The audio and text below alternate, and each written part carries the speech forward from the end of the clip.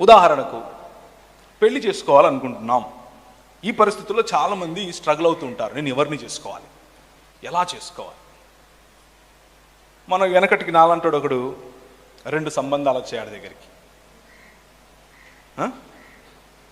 ఒక ఆమె పేరు మర్సమ్మ, ఇంకొక ఆమె పేరు కృపమ్మ. కృపమ్మ, మర్సమ్మ ఇద్దరిని పెట్టి ప్రార్థన చేస్తున్నాను. ప్రభువా, వీరిద్దరిలో నేను ఎవరిని చేసుకోవాలి? బైబిల్ ముందు పెట్టుకుని హల్లెలూయా అని చెప్పి బైబిల్ తీశాను. తీయంగానే నా కృప నీకు చాలును అని వచ్చింది. నేనెవరిని చేసుకుంటా? ఇది దేవుని చిత్తం తెలుసుకోవటం కాదు.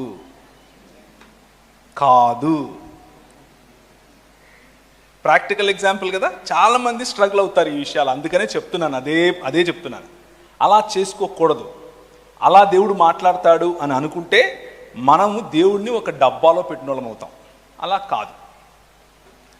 కృపమ్మ ఉంది, మర్సమ్మ ఉంది. ఇద్దరు ముందు ఆడపిల్లలు అయి ఉండాలి. పురుషుడు పెళ్లి చేసుకోవాలనుకుంటే ఆడపిల్ల అయి ఉండాలి. ఎందుకు? అది దేవుని నియమం. ఒక స్త్రీకి ఒక పురుషుడినే దేవుడు చేశాడు, అయితే ఒక పురుషునికి ఒక స్త్రీని దేవుడు చేశాడు. ఇది దేవుని నియమం. 2 మర్సమ్మ, కృపమ్మ వీళ్ళిద్దరూ క్రైస్తవులే అయి ఉండాలి, లేకపోతే దేవుణ్ణి తెలుసుకున్న వారే అయి ఉండాలి. మళ్ళీ క్రైస్తవులు అని అంటే మా కులపోళ్ళ అని అనుకుంటారు పొరపాటున. అలా కాదు, దేవుణ్ణి తెలుసుకున్న వాళ్ళే అయి ఉండాలి. ఎందుకు అనంటే చీకటితో వెలుగుకు సంబంధం ఉండదు. ఈ 2 నియమాలు, ఈ రెండిటి తర్వాత, ఈ 2 ఫుల్ఫిల్ అయిపోయిన తర్వాత వచ్చేవన్నీ ప్రిఫరెన్సెస్. ఉదాహరణకు నేను ఎంబీబీఎస్ డాక్టర్ని, నాకు కూడా ఇంకొక డాక్టర్ తోడైతే బాగుంటుంది, తప్పేమి లేదు.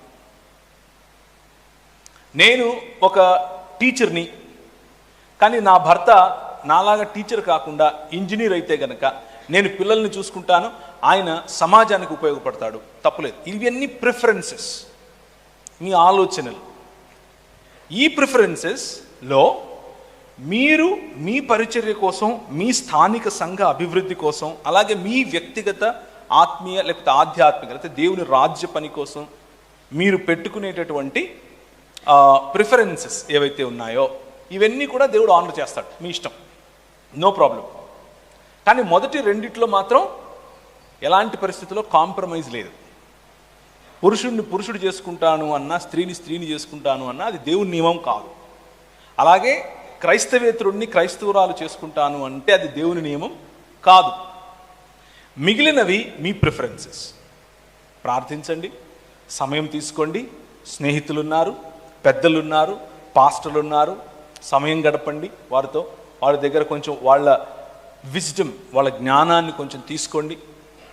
మీకు నచ్చింది, మీకు ఉపయోగపడేది, మీ అభివృద్ధికి ఉపయోగపడేది స్పష్టంగా తెలుసుకొని మీరు పెళ్లి చేసుకోండి.